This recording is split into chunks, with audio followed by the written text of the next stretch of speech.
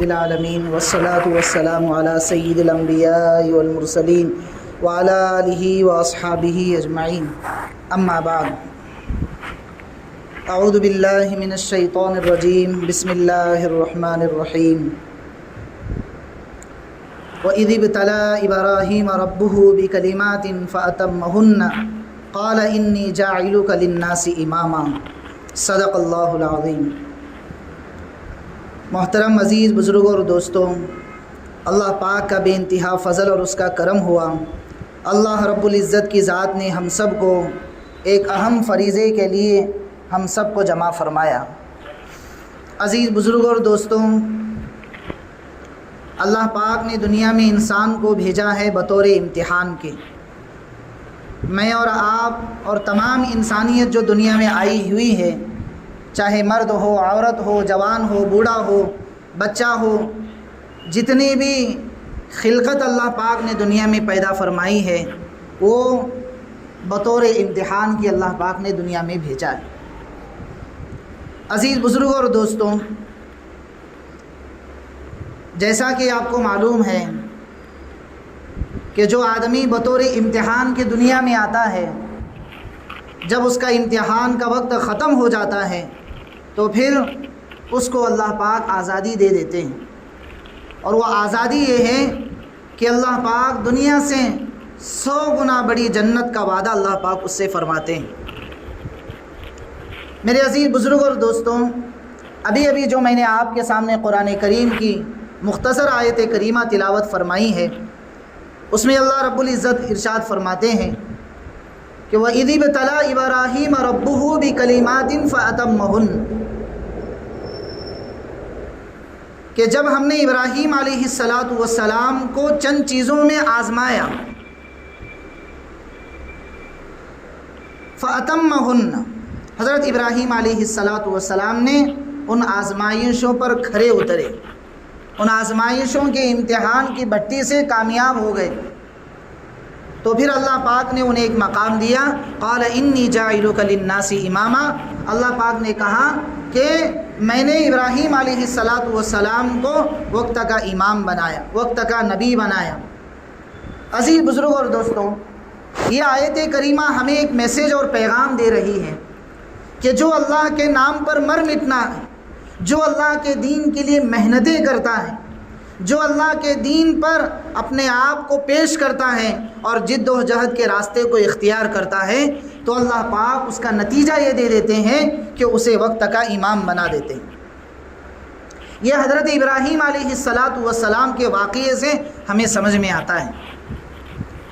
اب ہمیں یہ سوچنا ہے اور یہ دیکھنا ہے کہ وہ آزمائشیں کیا کیا تھیں جن کو اللہ تبارک و تعالیٰ نے حضرت ابراہیم علیہ السلام پر بھیج کر ان کی آزمائش کی، ان کا امتحان لیا۔ ویسے تو محدثین کہتے ہیں کہ بہت ساری آزمائشیں حضرت ابراہیم علیہ السلام پر آئیں، لیکن مشہور یہ ہے کہ اللہ پاک نے بیٹے کی قربانی کا مطالبہ فرمایا۔ کس کی قربانی بھائی؟ بیٹے کی قربانی کا مطالبہ اللہ پاک نے کیا، اور بیٹا بھی کب ملا؟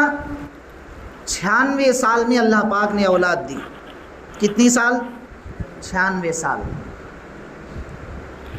اور اللہ پاک نے خواب کے ذریعے سے حضرت ابراہیم علیہ السلام کو بار بار یہ خواب دکھاتے رہے کہ ہمیں آپ کے بیٹے کی قربانی مطلوب ہے۔ جب پہلی مرتبہ خواب آیا تو آپ نے یہ سمجھا کہ یہ خواب ہے، اس کی کوئی حقیقت نہیں، لیکن آپ کو یہ معلوم ہونا چاہیے کہ انبیاء کا خواب وہی ہوتا ہے، انبیاء کا خواب وہی ہوتا ہے، اللہ کی طرف سے وہی ہوتا ہے۔ تو حضرت ابراہیم علیہ السلام کو دوسرے دن بھی یہی خواب، تیسرے دن بھی یہی خواب، تو حضرت ابراہیم علیہ السلام سمجھ گئے کہ اللہ پاک اب مجھ سے کوئی بڑی آزمائش لینا چاہتے ہیں، کوئی بڑا امتحان لینا مجھ سے چاہتے ہیں۔ تو حضرت ابراہیم علیہ السلام اللہ کی طرف سے کیے گئے اس اشارے کو پورا کرنے کے لیے آپ نے اپنے بیٹے کی قربانی کو اللہ کے راستے میں پیش کیا۔ لیکن میرے عزیز بزرگوں اور دوستوں، ہمیں ایک بات اس میں غور سے یہ سمجھنی ہے کہ کعبۃ اللہ کو جو اللہ پاک نے دنیا میں وجود بخشا ہے، اس کی حقیقت کیا ہے؟ حدیث مبارکہ میں یہ بات ملتی ہے کہ کعبۃ اللہ کو جو اللہ پاک نے دنیا میں وجود بخشا ہے، یہ اصل میں دنیا کا سب سے پرانا گھر ہے، دنیا کا سب سے پرانا گھر ہے۔ اس کی تھوڑی سی مختصر روداد یہ ہے کہ حدیث مبارکہ میں الگ الگ اقوال ملتے ہیں، جیسے کہ کعبۃ اللہ کو سب سے پہلے کس نے بنوایا اور کیوں بنوایا اور کس کے اشارے اور حکم پر فرمایا۔ تو عزیز بزرگ اور دوستوں، ایک حدیث پاک میں یہ بات ملتی ہے کہ حضرت آدم علیہ السلام کو جب اللہ پاک نے جنت سے دنیا میں بھیجا تو ساتھ میں اللہ پاک نے کعبۃ اللہ کو بھی بھیجا اور ان کے ساتھ کعبۃ اللہ کو بھی اتارا، اور یہ حکم فرمایا کہ میرے آدم، جس طرح تم جنت میں میرے گھر بیت معمور کی عبادت کرتے تھے اور اس کا طواف کرتے تھے، ٹھیک اسی طریقے سے میں تمہیں دنیا میں بطور امتحان کے لیے بھیج رہا ہوں، تم وہاں پر بھی میرے اس گھر کی عبادت کرو اور اس کا طواف کرو۔ اور ایک روایت میں یہ بات ملتی ہے کہ جب حضرت آدم علیہ السلام نے اس کو بنایا اور اس کو اس کے مقام پر رکھا، تو حضرت نوح علیہ السلام کے زمانے میں جب طوفان آیا، پانی کا سیلاب آیا، تو اس وقت اللہ پاک نے ساری دنیا کو پانی میں غرق کر دیا تھا، تو جو کعبۃ اللہ تھا وہ بھی پانی میں ڈوب گیا اور اس کی عمارتیں ختم ہو گئی، لیکن اس کی فاؤنڈیشن جو تھی وہ اللہ پاک نے باقی رکھی تھی اور اس کی حفاظت اللہ پاک نے فرشتوں کے ذریعے کروائی۔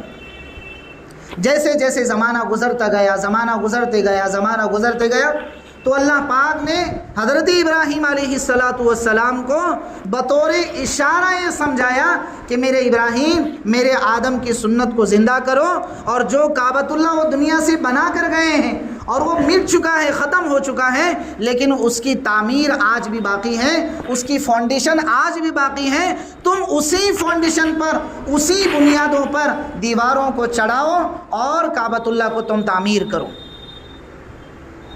کیا کرو بھائی؟ کعبۃ اللہ کو تم دوبارہ تعمیر کرو۔ تو معلوم ہوتا ہے کہ کعبۃ اللہ جو ہے اس کی جو نیچے کی فاؤنڈیشن ہے، اس کی جو بنیاد ہے وہ پہلے سے رکھی ہوئی ہے۔ حضرت ابراہیم علیہ السلام نے اس پر تعمیر کا کام کیا، یعنی دیواروں کو چڑھایا اور چھت کو بنوایا۔ لیکن اس سے پہلے ہمیں یہ بات سمجھنی ہے کہ دنیا میں سب سے پہلے اللہ پاک نے زمین کی ابتدا کہاں سے کی؟ کس کی ابتدا بھائی؟ زمین کی ابتدا، جو آج میں اور آپ اس دھرتی پر بیٹھے ہیں اور جس پر ہم چلتے ہیں، پھرتے ہیں، اپنی گاڑیوں کو چلاتے ہیں اور اپنے پیروں کو چلاتے ہیں اور ہم اس پر دوڑتے ہیں، یہ جو سارا نظام کائنات جس زمین پر ٹکا ہوا ہے، اس کی ابتدا کیسے ہوئی؟ تو حدیث پاک میں یہ بات سمجھنے میں ملتی ہے اور پڑھنے میں ملتی ہے کہ اللہ پاک نے پانی کے اندر سے مٹی کی شکل کو ایک وجود میں دیا، مٹی کی ایک شکل کو وجود میں دیا، اور وہ پانی کے بلبلے کی شکل میں زمین کے اندر تبدیل ہوتی گئی، اور وہاں سے زمین کی ابتدا ہوتے ہوتے ہوتے پوری دنیا میں اللہ پاک نے زمین کو پھیلا کر رکھ دیا اور اس کے نیچے پانی بنا دیا۔ اوپر زمین اور نیچے پانی، اوپر مٹی اور اس کے نیچے پانی، یہ ہے زمین کی ابتدا۔ اور جو کعبۃ اللہ آج بنا ہوا ہے، یہ کعبۃ اللہ اسی سینٹر پر بنا ہوا ہے جس سینٹر سے اللہ پاک نے زمین کی ابتدا کی تھی۔ تو معلوم ہوتا ہے کہ جیسا کہ میں نے شروع میں کہا، دنیا کا سب سے پرانا گھر اگر کسی کو دیکھنا ہے تو وہ کعبۃ اللہ ہے اور اللہ کا گھر ہے۔ لیکن جب حضرت ابراہیم علیہ السلام نے اس کو بنایا تو اللہ پاک کے دربار میں حاضر ہوئے اور کہنے لگے، ربنا، اے ہمارے رب، تقبل منا انک انت السمیع العلیم، میرے بیٹے اسماعیل اور میں نے مل کر، یعنی حضرت ابراہیم علیہ السلام نے کہا کہ میں اور میرے بیٹے اسماعیل مل کر اس کی تعمیر تو کی ہے، لیکن میرے رب اب اس کو قبول کرنا یہ آپ کی ذمہ داری ہے۔ کس کی ذمہ داری ہے؟ اب آپ کی ذمہ داری ہے۔ جب میرے عزیز بزرگ اور دوستوں باپ اور بیٹے نے دعا مانگی اللہ سے تو اللہ پاک نے کہا کہ ابراہیم اب تمہارا کام یہ ہے کہ تم لوگوں میں اعلان کر دو۔ کیا کر دو؟ لوگوں میں آواز لگاؤ، ندا لگاؤ۔ تو حضرت ابراہیم علیہ السلام کہنے لگی اللہ میری آواز کتنے لوگوں تک پہنچے گی؟ میں کتنے لوگوں تک میری آواز پہنچا سکوں گا؟ اچھا مائک کا سسٹم لگائیں گے تو بھی کہاں تک آپ سسٹم لگائیں گے؟ لیکن اللہ پاک تو کہہ رہے ہیں ابراہیم میری قوم کو، میری امت کو، میرے بندوں کے اور بندیوں کے درمیان تم آواز لگاؤ۔ تو حضرت ابراہیم علیہ السلام کہنے لگے اللہ پاک میں کیسے آواز لگاؤں؟ لیکن میرے عزیزوں آج کے زمانے میں اس چیز کو سمجھنا بہت آسان ہے۔ آدمی یہاں پر بیٹھا ہوا ہے اور حاجی حج وہاں کر رہا ہے، وہاں سے اس کو یہاں سے بات کر رہا ہے۔ لوگ دوسرے ملک دنیا کے دوسرے کناروں پر جا رہے ہیں اور وہاں بیٹھ کر جہاں یہ بات کر رہے ہیں یہ دنیا کا کوئی اور ملک ہے، اور جہاں وہ بات کر رہے ہیں وہ دنیا کا کنارہ بنا ہوا۔ آج کے دور میں اس کو سمجھنا بہت آسان ہے، لیکن ابراہیم علیہ السلام کہنے لگے اللہ پاک میری آواز کیسے پہنچے گی؟ میں کیسے پہنچا سکوں گا میری آواز؟ تو حضرت ابراہیم علیہ السلام کو اللہ پاک نے کہا کہ ابراہیم آواز کا دینا آپ کے ذمے ہے، آواز کو پہنچانا یہ ہمارے ذمے ہے۔ کس کے ذمے ہے بھائی؟ اللہ پاک کیا کہہ رہے ہیں؟ آواز کا لگانا، آواز کا دینا یہ آپ کے ذمے ہے، لیکن آواز کو ہر فرد بشر کے اندر داخل کرنا یہ ہمارے ذمے ہے۔ لیکن میرے عزیزو ہوا یہی کہ جب حضرت ابراہیم علیہ السلام نے بیت اللہ میں کھڑے ہو کر آواز لگائی تو اس آواز کو اللہ پاک نے ساری دنیا کے انسانیت تک پہنچائی، اور یہ جتنے بھی حاجی لوگ حج کو جاتے ہیں یہ سارے کے سارے وہ لوگ ہوتے ہیں جنہوں نے حضرت ابراہیم علیہ السلام کی آواز پر لبیک کہا تھا، چاہے وہ ماں کے پیٹ میں ہو، چاہے ان کی روحیں عالم ارواح میں ہو، یا چاہے اللہ پاک نے ان کو دنیا میں وجود بخشا ہو، جو کوئی بھی ہو، چاہے مرد ہو، عورت ہو، جوان بھی ہو، جن لوگوں کو اللہ پاک نے حج کی اور عمرے کی سعادت دی ہوئی ہے یہ سارے کے سارے وہ خوش نصیب لوگ ہوتے ہیں جنہوں نے حضرت ابراہیم علیہ السلام کی اس آواز پر لبیک کہا تھا۔ اور حدیث پاک میں یہ بات بھی ملتی ہے کہ جنہوں نے جتنی مرتبہ لبیک کہا ہے اللہ پاک ان کو اتنی مرتبہ حج کی سعادت نصیب کرتے ہیں۔ جنہوں نے جتنی مرتبہ لبیک کہا ہے اس وقت حضرت ابراہیم علیہ السلام کی آواز پر ان لوگوں کو اللہ پاک اتنی مرتبہ عمرے کی سعادت دیتے ہیں۔ معلوم ہوتا ہے کہ اللہ کے گھر جانے والے مہمان جن کو ہم حاجی کہتے ہیں ان لوگوں کو اللہ کی طرف سے پہلے ہی سے سلیکٹ کیا ہوا ہے، یہ میرے اور آپ کی بس کی بات نہیں ہے۔ اور یہ بھی معلوم ہوتا ہے کہ کوئی آدمی اپنی جائیداد اپنے پیسوں کے بل بوتے پر وہاں نہیں پہنچتا ہے، بلکہ اللہ پاک پہلے ہی سے اس کے پہنچنے کا انتظام بنا دیے ہوتے ہیں، اور یہ جو ظاہر میں ہمیں دکھتا ہے وہ بطور اسباب ہوتا ہے۔ بھئی بات سمجھ میں آئی؟ یہ ہمارے حج کی مختصر سی کہانی ہے، اور حضرت ابراہیم علیہ السلام کی یہ وہ کہانی ہے جن کو ہم بنیادی طور پر ان چیزوں کا ہمارے لیے جاننا بہت ضروری ہے۔ کیوں؟ تاکہ آپ کو جو کوئی بھی پوچھ لے تو اس کے پوچھنے پر آپ اپنے بڑوں کی اس کہانی کو اور ہمارے کعبۃ اللہ کی پرانی داستان کو ہم ان کے سامنے پیش کر سکتے ہیں۔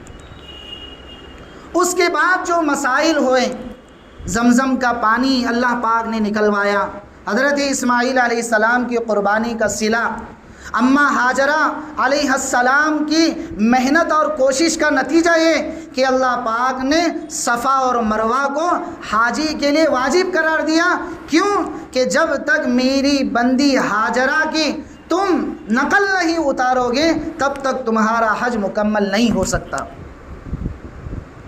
یہ جو سارا کا سارا سسٹم اللہ پاک نے ہمیں دیا ہے، یہ حضرت ابراہیم علیہ السلام اور حضرت اسماعیل علیہ السلام اور اماں ہاجرہ علیہ السلام کی قربانیوں کا نتیجہ ہے۔ اب ہمیں اس پوری داستان اور کہانی سے معلوم ہوا کہ جو قوم، جو افراد، جو مرد، جو عورت، جو جوان اللہ کے دین کے نام پر مرتے ہیں، اللہ پاک ان کے نام کو ہمیشہ باقی رکھتے ہیں۔ اللہ پاک ان لوگوں کو ضائع نہیں کرتے۔ وَجَعَلْ لِي لِسَانَ صِدْقٍ فِي الْآخِرِينَ، اللہ پاک سے حضرت ابراہیم علیہ السلام مانگ رہے ہیں، اللہ پاک جب میں دنیا سے تیرے پاس آ جاؤں تو میرے آنے کے بعد میرا نیک نام میری قوم میں باقی رہے۔ تو اللہ پاک نے کیسے باقی رکھا؟ ایک ایک سنت کو، ایک ایک ان کی ادا کو اللہ پاک نے امت کے ذمے لگا دیا۔ اور جو بیٹی کی قربانی وہ پیش کر رہے تھے، بظاہر تو اللہ پاک بیٹی کی قربانی مانگ رہے تھے، لیکن حقیقت یہ تھی کہ میرے عزیزوں، اللہ پاک حضرت ابراہیم علیہ السلام کا امتحان لے رہے تھے کہ دیکھنا ہے کہ میرے ابراہیم میرے امتحان میں کتنا کھرے اترتے ہیں۔ پھر اس کے بعد کیا ہوا؟